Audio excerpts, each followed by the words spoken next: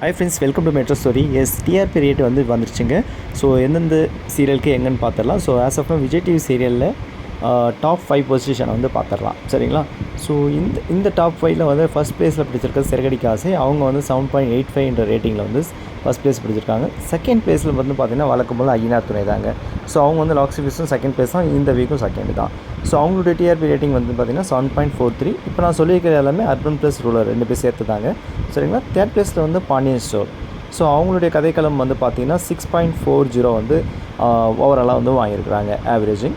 So fourth ப்ளேஸில் சின்ன மருமகள் அவங்களுடைய கதைக்களத்தில் அவங்க வாங்கியிருக்கிறது பார்த்தீங்கன்னா 5.50 வாங்கியிருக்காங்க.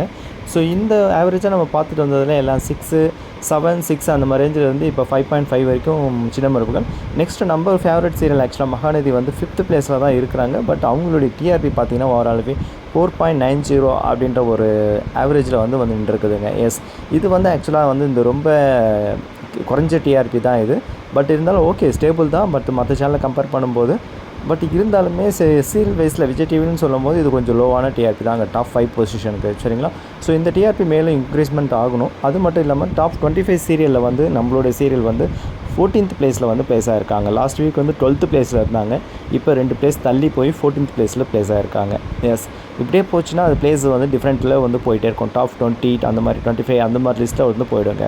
சரிங்களா? ஓகே, நம்ம மெட்ரோ ஸ்டோரி சப்ஸ்கிரைப் பண்ணி, ஷேர் பண்ணி, லைக் பண்ணி, கமெண்ட் பண்ணுங்கள். தேங்க்யூ.